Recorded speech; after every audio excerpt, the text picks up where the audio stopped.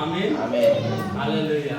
বলে দিচ্ছে ঈশ্বর কি বলছে, মনুষ্য কেবল রুটিতে বাঁচে না। রুটি মানে কি? খাবার দাবার, এই দৈনিক খাবার, দৈনিক খাবার। এই খাবারে যে মানুষ বাঁচবে এমন নয়। হ্যাঁ, এইটা খেয়ে যেমন আমরা এই শরীরকে স্ট্রং করছি, সেই রকম ভাবে আত্মিক বিষয়ে যখন স্ট্রং করতে গেলে কি খাবার চাই? ঈশ্বরের মুখ হইতে যে প্রত্যেক বাক্য, মানে এই যে প্রত্যেকটা বাক্য, এক একটা পদ, এক একটা বাক্য যে আবার পড়ি, এবার চৈতালি পড়ে এটা। হ্যাঁ, চারেরটা। হ্যাঁ হ্যাঁ, কে উত্তর করিয়া বলছে? যিশু। হ্যাঁ, যিশু কি বলছে? তিনি উত্তর করিয়া বলিলেন, লেখা আছে, হ্যাঁ, মনুষ্য কেবল রুটিতে বাঁচিবে না, হ্যাঁ, কিন্তু ঈশ্বরের মুখ হইতে যে প্রত্যেক বাক্য নির্গত হয় তাহাতেই বাঁচিবে। তাহাতেই বাঁচিবে। প্রত্যেকটা বাক্য নির্গত হয় তাহাতেই বাঁচিবে। হ্যাঁ, এই কথা লেখা আছে এই শাস্ত্রে। হ্যাঁ, চার লেখা আছে, এই বাক্যে লেখা আছে শাস্ত্রে। এই শাস্ত্রে যা লেখা আছে এই বাক্যেতেই বাঁচবে। তো এই বাক্য নিয়ে একটু আলোচনা করব। হ্যাঁ, একটু তার আগে একটুখানি আমি ডেকে নিই আমাদের মঙ্গলদা, একটুখানি দুটো গান শুনে আমাদের মঙ্গলদা, প্রশান্ত ভাই আর তোমার বিনোদী।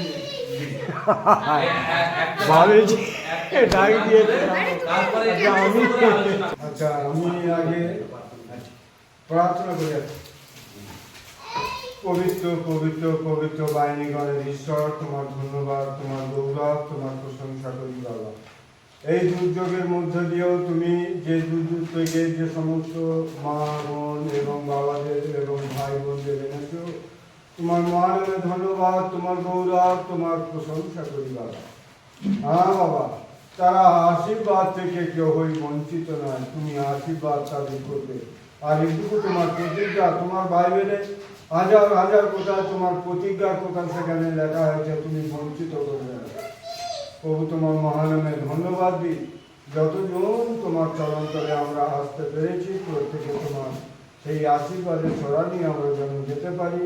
এবং ধন্যবাদ দিই যতজন এগিয়ে আছে প্রত্যেকে তুমি শক্তি দিও, যেন আমরা দুর্বল না হয়ে পড়ি। আমি শুনছিলাম যে অনেক সময় অনেকে দূর দূর থেকে যে আমরা দুর্বল হয়ে পড়ি, প্রভু তুমি সেই সবল এবং বলবান আমাদের করো এবং দয়া করো। এই মুহূর্তে যে আমরা গান করবো, তুমি কণ্ঠে, আমাদের কণ্ঠে সুর নেই প্রভু, তুমি জানো, আর কিভাবে গান গাওয়া যায় না। তোমার গৌরব করার জন্য তুমি ব্যবহার করো, যেন তোমার গৌরব করতে পারি প্রভু, তুমি দয়া করো।